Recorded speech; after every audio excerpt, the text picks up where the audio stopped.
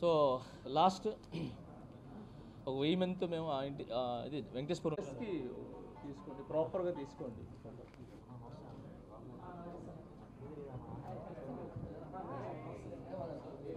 వచ్చిన తర్వాత ప్రాపర్గా కూడా తీసుకోండి. రెడీయా? వచ్చారా? అందరూ వచ్చారా? యా, ఫొటోస్ తీసుకోండి.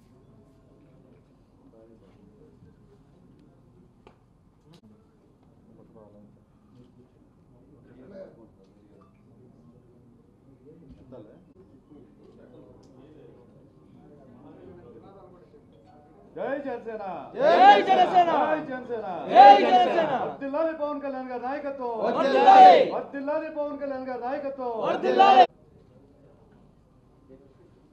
మురళి మురళి మురళి పుత్తు అంతే.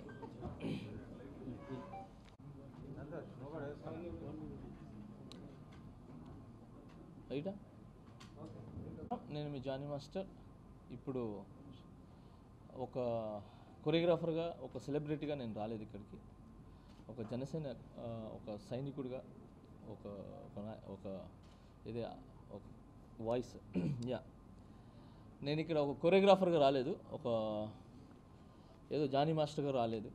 జనసేనగా ఏమంటారు, మన ఒక కార్యకర్తగా, తర్వాత ఒక సైనికుడిలాగా వచ్చాను ఇక్కడికి. స్పెషల్గా ఇక్కడే ఎందుకు పెట్టడం అంటే, నేను పుట్టి పెరిగింది ఇక్కడే.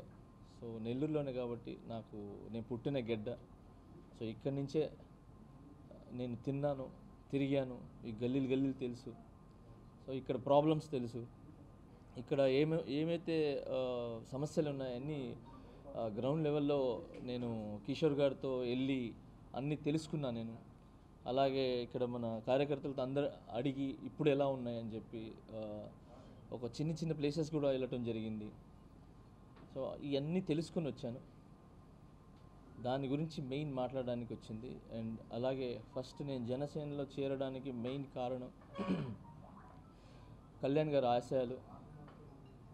సామాజిక న్యాయం అనేది ఆయనకి ఇప్పటి నుంచి కాదు, ఎప్పటి నుంచో ఉంది. సో దాని గురించి నేను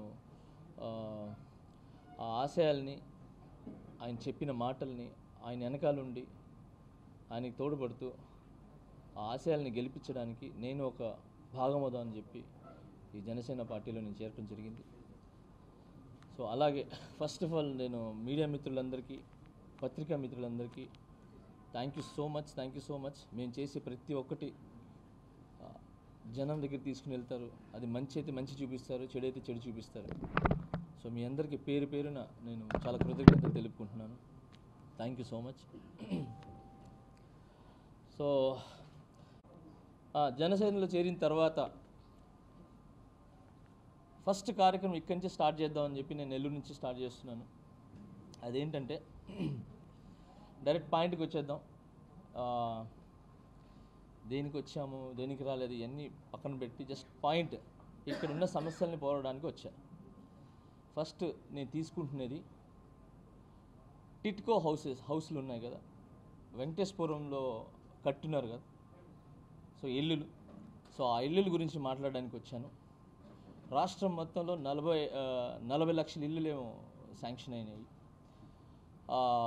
దాదాపు నాకు తెలిసి.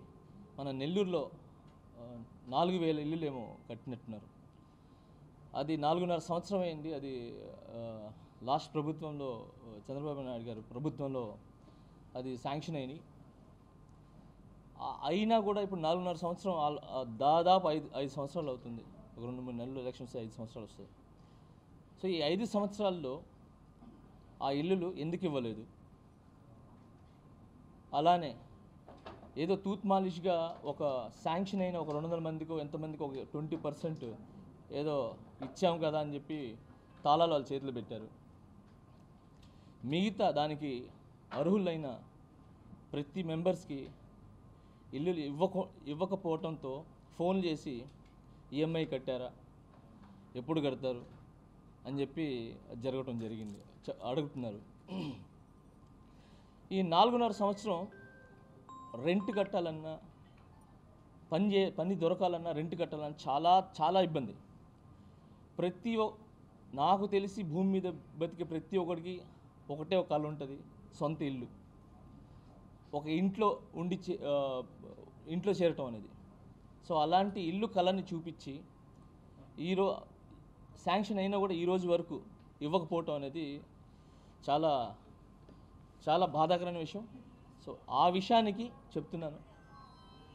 ఇప్పుడు ఈ ప్రభుత్వం శాంక్షన్ అయిన తర్వాత కూడా 4.5 సంవత్సరం నుంచి ఆల్మోస్ట్ దాదాపు 5 సంవత్సరాలు ఇవ్వలేదో ఆ రెంట్లతో సహా ఈ ప్రభుత్వం